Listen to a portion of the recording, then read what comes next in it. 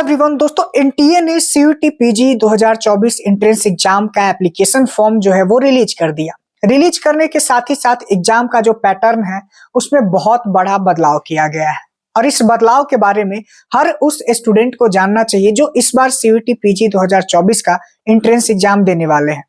क्योंकि अभी तक क्या होगा कि आप पिछले साल का जो पैटर्न था उस पे ही आप अपनी तैयारी को कर रहे होंगे कि पिछले साल का जो पैटर्न था, जो सिलेबस था, उसी को देख के आप तैयारी कर रहे होंगे।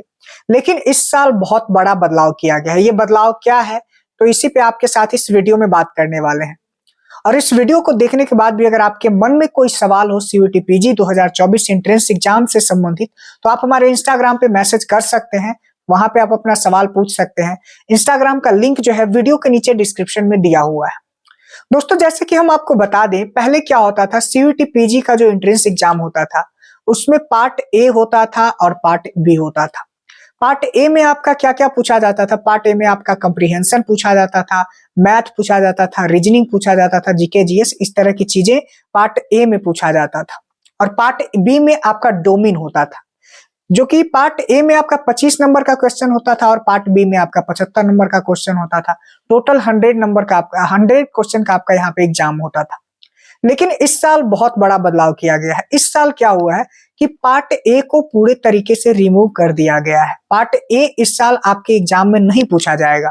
मतलब कि जो जीके पूछा जाता था, मैथ पूछा जाता था, कंप्रीहेंशन पूछा जाता था, वो इस साल से नहीं पूछा जाएगा। केवल जो आपका डोमेन है वही यहाँ पे पूछा जाएगा।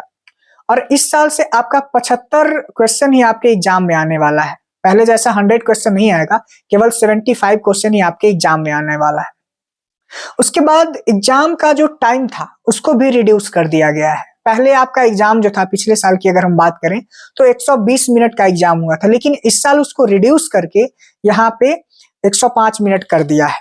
ठीक है, तो इस तरह से आपका जो एग्जाम पैटर्न है उसमें बदलाव किया गया है।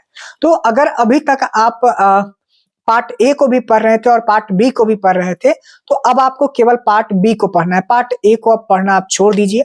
बहुत सारे स्टूडेंट के लिए ये गुड न्यूज भी होगा और बहुत सारे स्टूडेंट जो पार्ट ए को बहुत ज्यादा प्रायोरिटी देके अच्छे तरीके से पढ़ रहे हैं, उनके लिए थोड़ा सा बैड न्यूज है। लेकिन जो लोग पार्ट बी को पढ़ रहे थे, पार्ट ए को नहीं पढ़ रहे थे या फिर अभी से तैयारी शुरू नहीं किए थे, तो आप लोगों के लिए कोई बहुत ज्यादा इफेक्ट वाला नहीं है। तो इसी तरह से आप तैयारी करिए और इसी तरह का इंफॉर्मेटिव वीडियो देखते रहने के लिए चैनल को जरूर सब्सक्राइब कर लीजिए। धन्यवाद, थैंक्स फॉर वॉचिंग। चैनल के साथ बने रहिए।